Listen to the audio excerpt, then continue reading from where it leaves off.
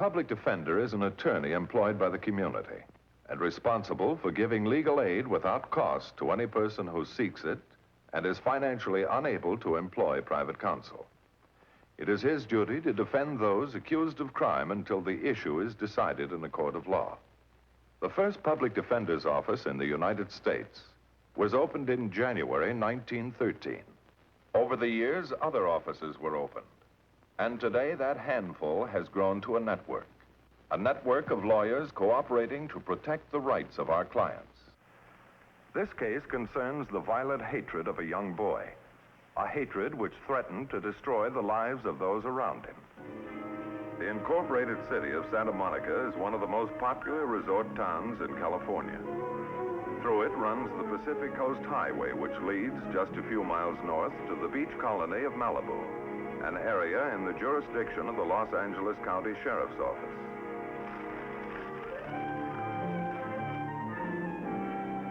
Sardines. She knows I hate sardines. Hi.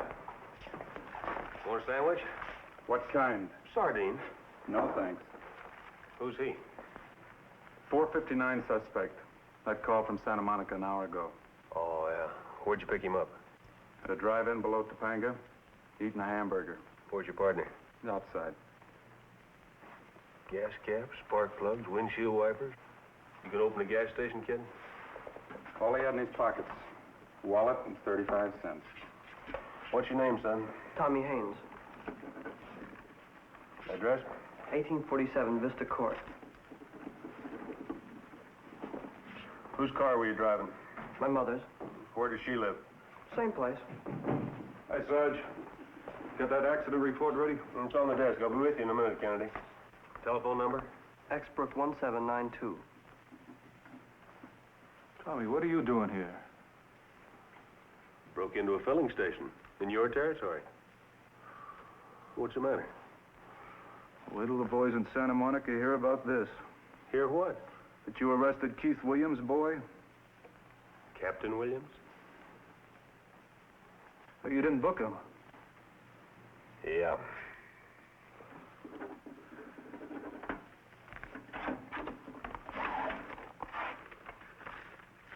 Here, you take him in. You booked him. You take him in. So long, Tommy. So long. Look, son, this is not a laundry ticket. Once we've made it out, we can't throw it away. Now, why didn't you tell us who your father was? My father's dead.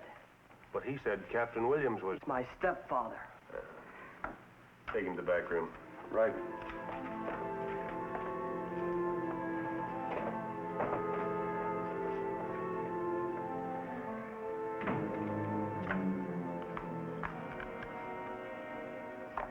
Gin. Not again. You got me with 22 points. That makes $2.17 you owe me. What a pigeon. Boy, this has been a real-for-nothing day. You still beefing about that Henderson case? Well, it was your testimony that cost my client probation. He was guilty. Crook belongs in jail. Hello? Charlie, do you have to call me at home? 502. So it gets in the papers. I hate drunk drivers. Lock 'em up. Yeah. Good night. Bart, one of these days I'm going to have that telephone disconnected. In the 6 months we've been married, I'll bet we've averaged 5 calls a night. Wait till he gets to be assistant chief, it'll get worse. You hear anything? Well, as long as you were a bachelor, I wouldn't have bet on you. But now that you've got Louise, it's even money or better. Keith, how wonderful. Now you know why I married you, huh? You drink that coffee, it'll get cold. Here we go again. Hello, Captain Williams. Oh, Captain, sorry to bother you. It's Sergeant Loman, Malibu Station. Malibu? You're a little out of my territory, Sergeant. Oh, that's right, sir. We're holding your son Tommy on a 459. This a joke? No, sir. I'm sorry. What do you want me to do? Hold him. I'll be right out there.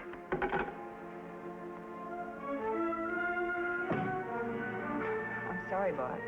Forget it, Louise. It happens. You think it's serious? That must be. He forgot his $2.17. He's in the back room, sir. There's the stuff we found on him. Here's the booking slip. I'm sorry, sir. He stole it, didn't he? Yes, sir. What do you got to be sorry about?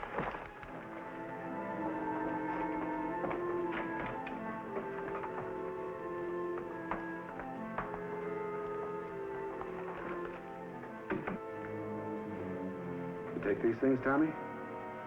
Yes, sir? Why? I don't know. I don't believe you. Who are you covering for?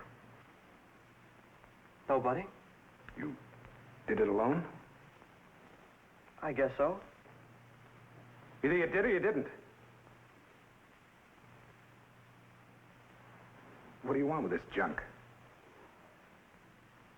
I don't know.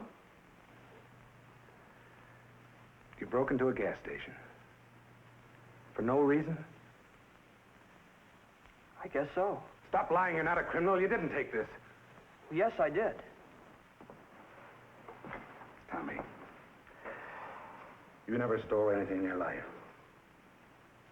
Sure I have. I used to steal oranges from Mr. Lombardi's backyard. That's not what I mean, and you know it.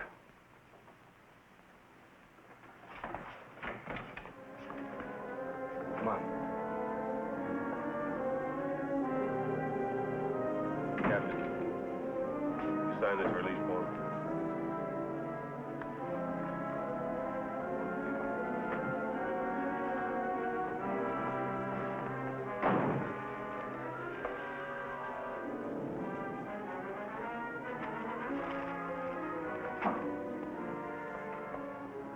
Why, Tommy? Why won't you tell? Answer your mother. Look, son. Somebody must have framed you. No, sir, I didn't. I know, it was one of those fraternity initiations, that it? No. Tommy, you've never done anything bad. If you had a reason, please tell us. I didn't have a reason. All right, Tommy. Get to bed. No, he stays here till we get the truth. You're not in your office now, Keith. Go ahead, Tommy. We'll talk about it later. Good night. Louise, you're being too easy on the boy. I won't have you treat him like a criminal. He's a thief. My son. A thief. He's my son. There must be some logical explanation to all this. All right, you find it. You could be more sympathetic. He's not the only one in trouble. What'll happen to me when it leaks out? That's all you think of. You. Well, I'm sick of it, you hear? Sick of it.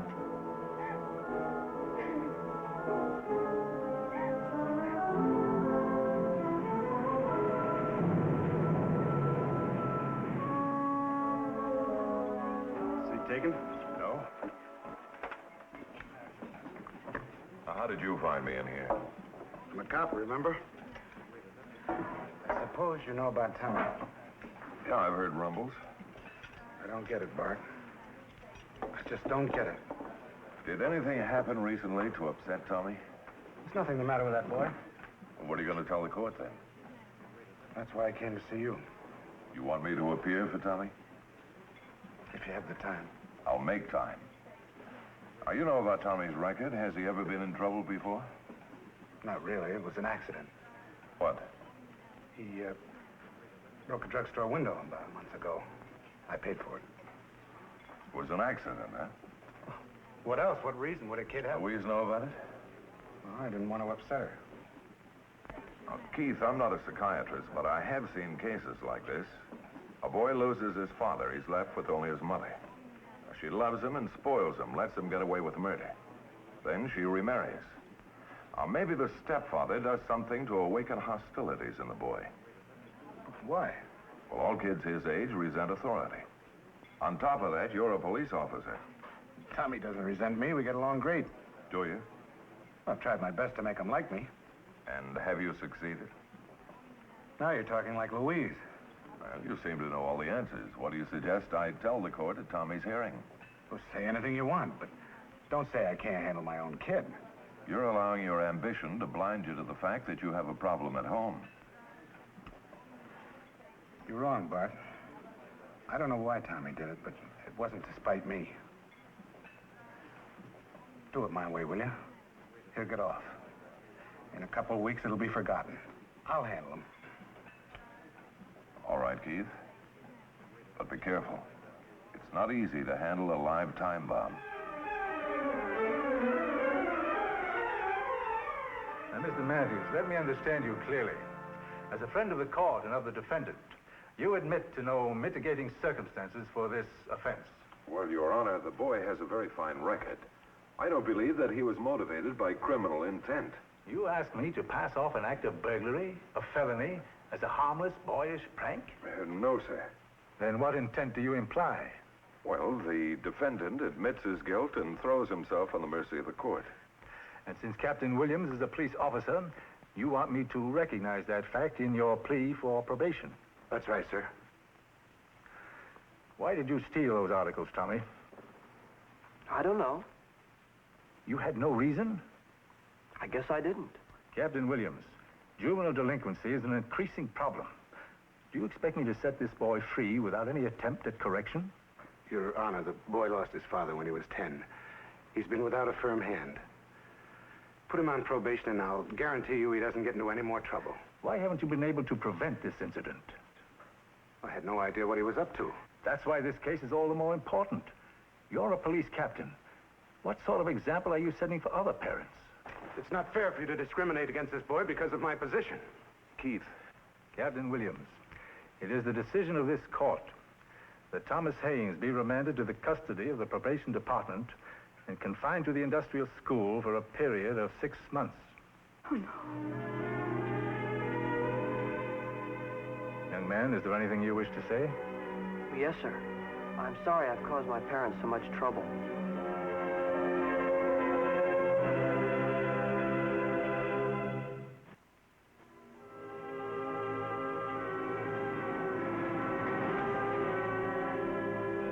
During the next 2 months, I saw little of Keith Williams. He had his problems, I had mine. One day, I received a message from Sergeant Peters, Keith's right-hand man. I found him in the basement, the police range. I didn't waste any time. Well, my office said it was urgent, and I was in the neighborhood. You'd think I could shoot one of these things after 20 years, but no. Still have to qualify every month. How many rounds you shoot? 24. Reloads. Trustees make them. It's cheaper that way.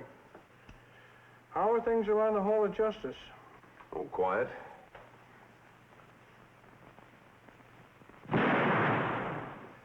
Not bad for a pencil pusher, huh? Okay. How are things at headquarters? Oh, busy. Lots of visitors. Denver, Salt Lake, Portland. The assistant chief's job is wide open, huh? They didn't come here to look at the Pacific. Well, what about the captain? Isn't he still in the running? You seen him lately? No. You wouldn't know him. I wish I could help. Well, you can. Do you ever read out-of-town newspapers? Sometimes. Old ones? No, not often. You should. You learn things. Like what? Like why a boy makes his father eat his heart out? I thought I knew the reason. Not all of it. You'll find the rest of it in the Kansas City papers. April the 12th, 6 years ago. Bank holdup. It might help. Thanks. How'd you do? Couple of bullseyes. Very good. I hope I could do as well.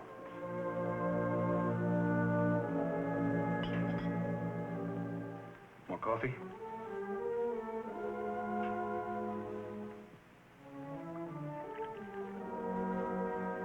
Let's take in a movie. We haven't been out of the house in weeks. Why don't you say something?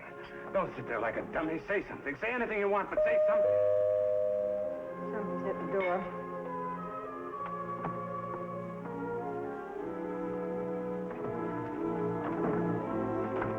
Joe, what do you...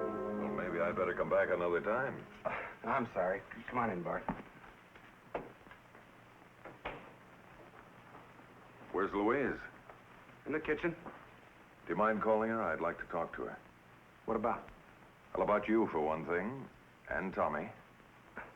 Look, Tommy's my problem. I'll handle it my way. Maybe. But first, you'd better know the facts. Why he ruined your chances of becoming assistant chief. Why he tried to break up your marriage. What are you driving at, Bart? Well, I read a story in a Kansas City newspaper about the death of Tommy's father. And it wasn't in the obituary column. I'm listening. Well, it gave me an insight into the why of Tommy's actions. What is it? Shall I tell him, Louise? Go ahead, Bart. He has to know sometime. Tommy's father was killed by a policeman.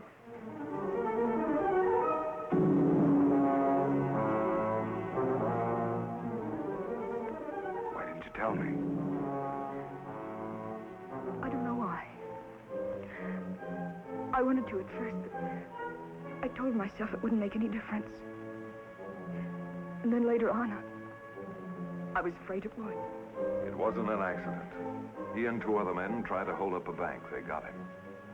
What difference does it make now? The damage has been done. Oh, you can't give up now, Keith. If all of this will help to straighten out Tommy, the other things may fall into place.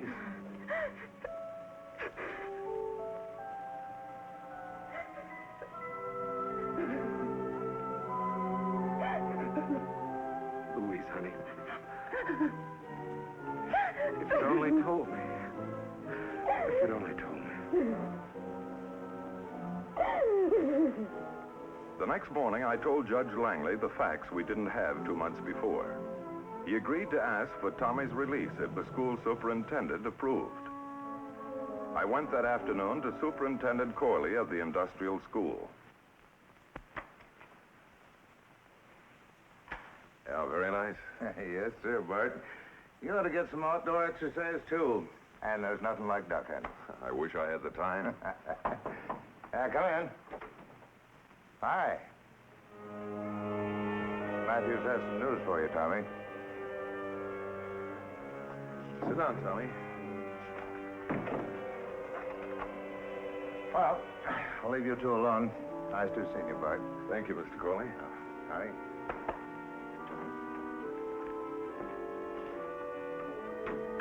Tommy, Judge Langley has agreed to have you released next week.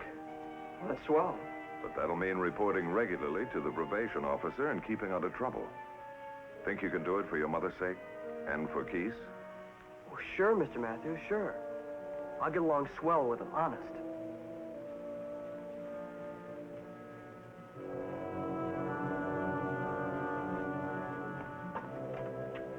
Well, Louise, Keith home? Yes, come in.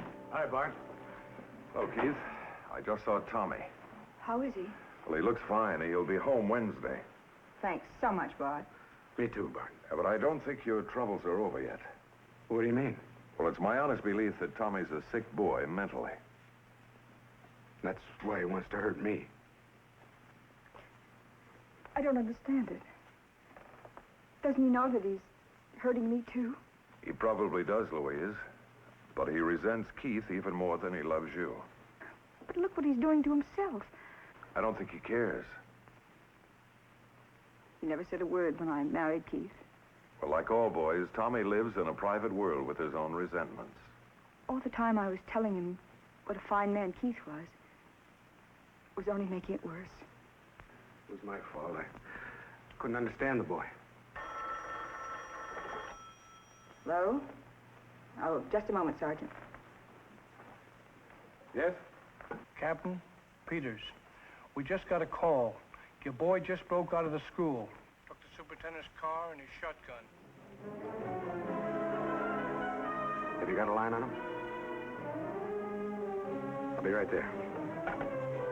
What is it, Keith? Tommy just escaped from the school. Oh, why? Why when he was getting out next week? I don't think he's given up yet. Keith, don't. Don't let them hurt him. He's only a boy. He's a good boy. And he's got a shotgun.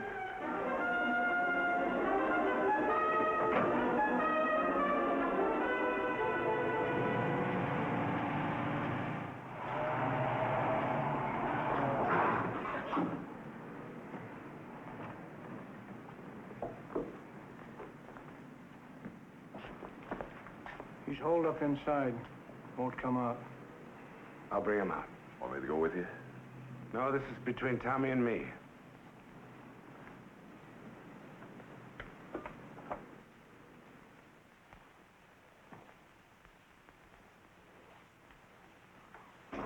Tommy?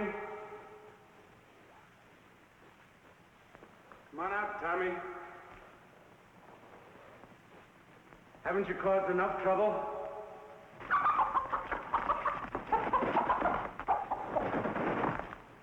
I got a gun now, just like you. It takes more than a gun to make a man, Tommy. It's all you ever needed. Is that what you think? I don't think. I know. Big shot. Listen to me, Tommy. You're my son. Stepson. I don't belong to you. I never will. You're not pushing me around anymore. You got it all wrong, Tommy. You've been pushing me around for something that happened in Kansas City 6 years ago. What happened in Kansas City? Why didn't you give me a chance? Just because your own father let you down doesn't mean I will. What do you know about my father? I know all about it. Maybe I can make it up to you. If you put down that gun and walk out like a man. You're not a man. You're a cop. I'll never walk out of here with you. One of us ain't gonna walk out of here at all. Okay. That's the way you want it.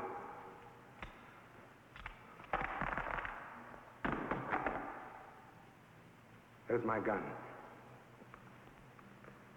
Now let's see if you've got any guts. You'll find out if you take one more step. Look, kid. I've been looking into gun muzzles for 22 years, ever since I joined the force. I've only got a few years left. You've got a whole life ahead of you. Yeah, what kind of a life? You'll never live to find out if you pull that trigger. They'll send you to the gas chamber. Then you can cut another notch in your gun stock. Because if they send you up, you're gonna kill your own mother. Think about it, Tommy. You kill 3 people when you pull that trigger.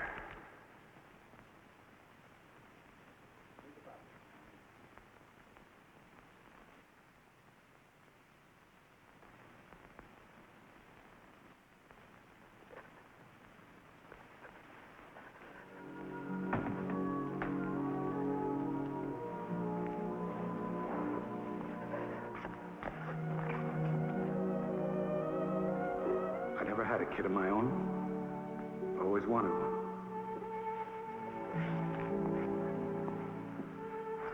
We're gonna have a lot of good times together.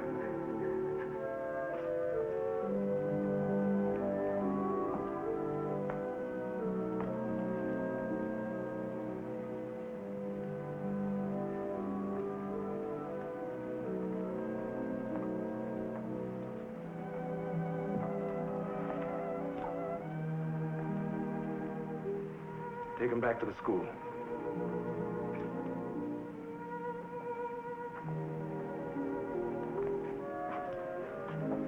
It's gonna be all right, Bart. It's gonna be all right. Haynes was sent back for an additional 3 months. But on his release, his mother and stepfather were waiting for him. And Keith's prediction about the boy came true. The case you have just seen was brought to a fair and just conclusion through the efforts of a public defender. Tonight, Philip Morris salutes Public Defender George Nye, Alameda County, Oakland, California, and his staff for outstanding achievement in the cause of justice.